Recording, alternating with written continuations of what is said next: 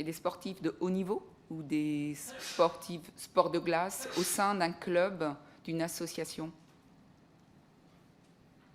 Sportifs de haut niveau en général, ils signalent directement au ministère sur Signal Sport, hein. Il y en a énormément et qui citent mon nom.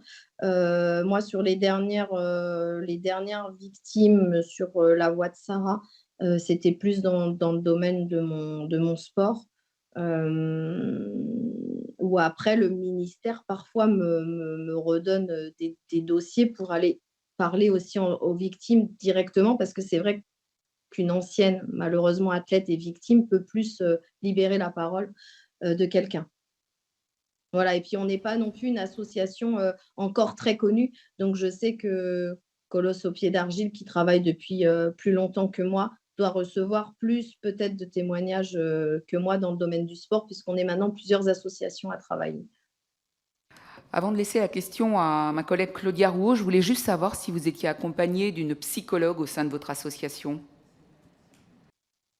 Alors oui, on a une psychiatre d'ailleurs au sein de mon association, mais on n'est pas assez nombreux. Mais il y a une autre association qui va nous aider et qui travaille depuis quelques temps maintenant avec des victimes, et ils sont mari et femme, donc il y a un homme et une femme, et il va nous rejoindre aussi au niveau de l'association. Je vais laisser la parole à Madame la rapporteure.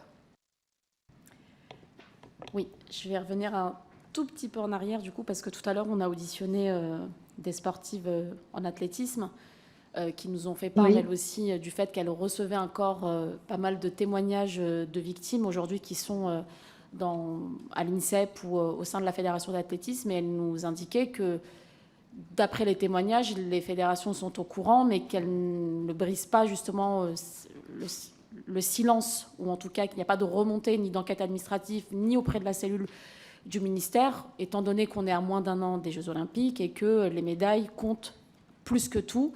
Donc on a quand même le sentiment d'un côté que les choses, on a pris conscience peut-être de ce qui n'allait pas, mais est-ce que vous diriez que dans les faits, aujourd'hui, on a avancé au point qu'on puisse justement ne plus avoir à traiter ce genre de situation, que ce soit d'ailleurs au sein de cette fédération d'athlétisme pour laquelle visiblement il y a eu des avancées, mais pas tellement, et peut-être plus vous au niveau de la fédération que vous connaissez, est-ce que vous estimez aujourd'hui que les choses vont dans le bon sens? Oui, vous l'avez dit, mais peut-être qu'il reste encore beaucoup de choses à faire, et j'aimerais plus vous entendre là-dessus.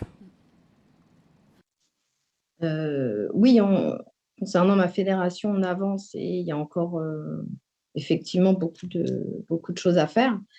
Euh, Au niveau de toutes les autres fédérations, je ne peux pas en parler directement, puisque je n'ai pas eu affaire à eux, à part la Fédération française de tennis.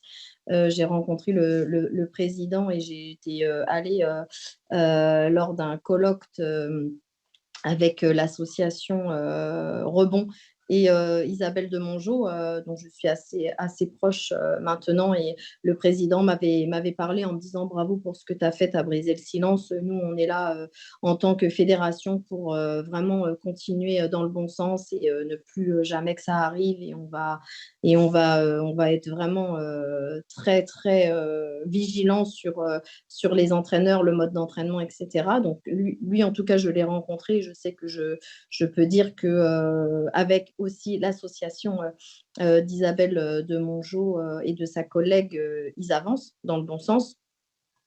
Concernant les autres fédérations, je pense qu'il y a toujours malheureusement un petit peu d'omerta, et qu'on est encore loin, je pense, d'un résultat et d'un travail en profondeur, parce qu'il y a il y a trop de clubs aussi, il y a beaucoup d'athlètes, il y a beaucoup de... Donc il faudrait démultiplier les associations. Il faudrait, je pense, que dans chaque fédération, il y ait une association affiliée, et que cette association aille sur le terrain. Et ça, c'est pas le cas. Alors, dans le tennis, c'est le cas puisqu'on a Isabelle de Mongeau. Dans le patinage artistique, il y a Sarah Abitbol et la voie de Sarah maintenant. Donc, on va être affilié à la fédération, et on va travailler avec eux et aller sur le terrain. Mais je pense que chaque association dans chaque fédération devrait s'en occuper de manière plus profonde. Je pense qu'on n'est pas assez nombreux. Après, je pense que c'est un bon démarrage. Je pense que les fédérations aussi ont peur par rapport à tout qu'on a entendu depuis 2019 et depuis la sortie de mon livre, et qui sont plus vigilants.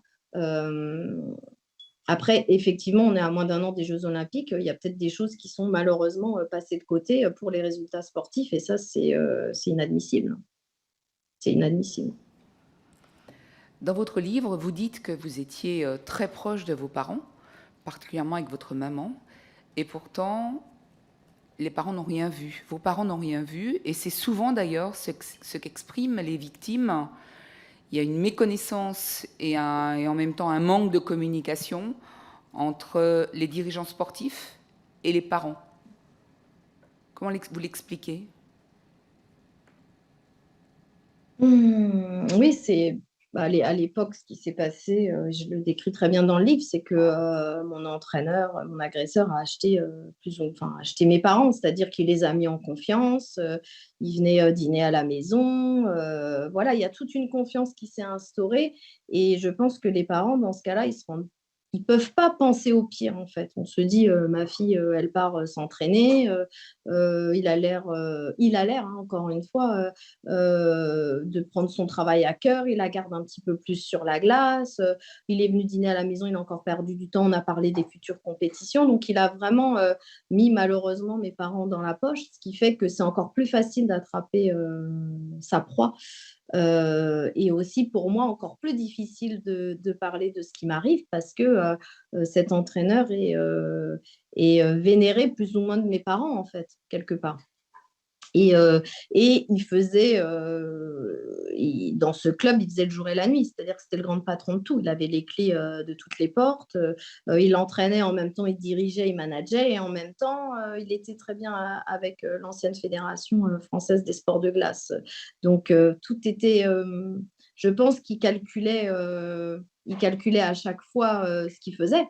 Et je pense qu'évidemment, je n'étais pas la seule, puisque ça, on en est sûr maintenant. Et je pense que c'était son leitmotiv, c'était ça, d'aller vers les parents et de les acheter et de se retrouver en famille quelque part.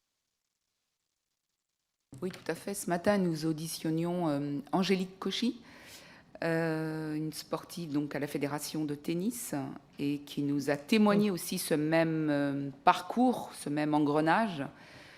Je voudrais savoir si vous avez des propositions à nous faire, connaissant maintenant, en plus de par votre parcours, le contexte de l'intérieur, si vous pouviez nous livrer en même temps les raisons et comment s'en sortir aujourd'hui. Quelles seraient les propositions à nous faire?